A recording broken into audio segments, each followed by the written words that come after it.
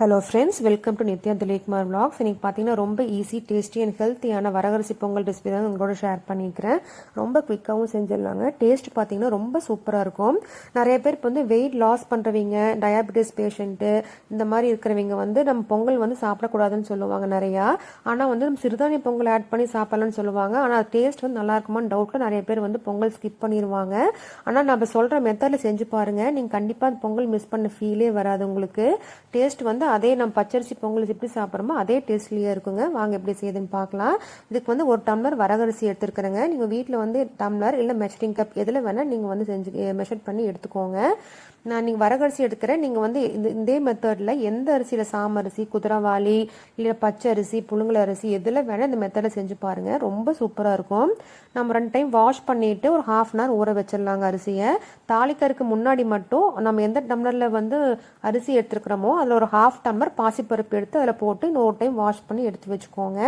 தாளிக்கறதுக்கு பார்த்தீங்கன்னா 2 பச்சை மிளகாய், 2 கொத்து கருவேப்பிலை, கொஞ்சமாக இஞ்சி கட் பண்ணி வச்சுருக்கிறேன். இந்த இஞ்சி வந்து கட் பண்ணி வச்சுருக்கிறேங்க நீளமாக. நீங்கள் வந்து பொடிசாக கூட கட் பண்ணிக்கலாம், இல்லைன்னா தட்டி கூட ஆட் பண்ணிக்கலாம், உங்களோட விருப்பங்க. ஒரு பேனில் கொஞ்சமாக 2 கரண்டி கடலெண்ணெய் ஆட் பண்ணிக்கிறேங்க. ஒரு பெரிய டேபிள் ஸ்பூனில் நெய் ஆட் பண்ணிக்கோங்க. இந்த சின்ன ஸ்பூனில் ஒரு 4 ஸ்பூன் சீரகம் ஆட் பண்ணிக்கோங்க. ஒரு 10 குருமிளகு ஆட் பண்ணிவிட்டு நல்லா புரிஞ்சதுக்கு அப்புறமா எடுத்து வச்ச தாளிக்கிற பொருளெல்லாம் அதில் ஆட் பண்ணிக்கோங்க. நம்ம குருமிளகு நிறைய ஆட் பண்ணோம்னா குழந்தைங்க சாப்பிட மாட்டாங்க. அதனால நான் எப்போயும் பார்த்தீங்கன்னா ஒரு 10 குருமிளகாட்டை ஆட் பண்ணிவிட்டு கொஞ்சம் தண்ணி ஊற்றுனதுக்கு அப்புறமா பெப்பர் பவுடர் ஆட் பண்ணிக்குவாங்க. ஏன்னா நிறைய எடுத்து வைக்க முடியும், அப்படியே சாப்பிட்டுக்கலாம். அந்த டேஸ்ட்டுமே பார்த்தீங்கன்னா சூப்பராக இருக்கும். அது கூட கொஞ்சம் பெருங்காயத்தூள் ஆட் பண்ணிவிட்டு ஒரு 10 முந்திரி காட்டை போட்டு நல்லா ஃப்ரை பண்ணிக்கோங்க. நீங்கள் வந்து முந்திரி உங்களுக்கு வேணால் ஆட் பண்ணிக்கலாம், உங்களுக்கு பிடிக்கலன்னா கூட ஸ்கிப் பண்ணிக்கோங்க. டேஸ்ட் நல்லா தான் இருக்கும்.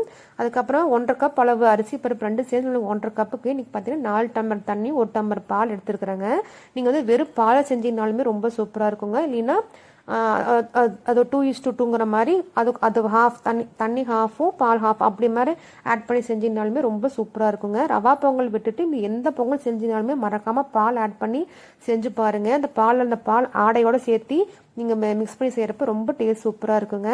அது கூட உப்பு, மிளகுத்தூள் 1/2 ஸ்பூன் ஆட் பண்ணி நல்லா கொதி வந்ததுக்கப்புறமா டேஸ்ட் பண்ணி பார்த்து லிட் போட்டு க்ளோஸ் பண்ணி ஒரு 3 விசில் வந்து சிம் பண்ணி 3 மினிட்ஸ் வச்சு ஆஃப் பண்ணிக்கோங்க. இப்போ பாருங்கள் எவ்வளோ சூப்பராக நம்மளுக்கு பொங்கல் வந்து வந்திருக்குன்னு சொல்லிட்டு. இது சிறுதானிய பொங்கல்காட்டி இப்போ வந்து நான் சொன்ன அளவு தண்ணி வந்து சாப்பிட்றப்ப கரெக்டாக இருக்குங்க. கொஞ்சம் ஆற டைட் ஆயிரும். உங்களுக்கு கொஞ்சம் லூஸாக வேணும்னா அது கூட ஒரு 1.5 டம்ளர் தண்ணி எக்ஸ்ட்ரா ஆட் பண்ணிக்கோங்க. மொத்தமாக 6 டம்ளர் ஆட் பண்ணிட்டீங்கன்னா நல்லா லூஸாகவே இருக்குங்க. அதை கொஞ்சம் முள்ளங்கி சாம்பாரோட நான் மேட்ச் பண்ணிக்கிறேன். சாப்பிட்டு பார்த்துட்டு எப்படி இருக்குதுன்னு மறக்காமல் எங்களோட கமெண்ட்டை ஷேர் பண்ணுங்கள். பிடிச்சிருந்தா நம்ம சேனலை சப்ஸ்கிரைப் பண்ணி லைக் பண்ண மறக்காதீங்க. தேங்க்ஸ் ஃபார் வாட்சிங்.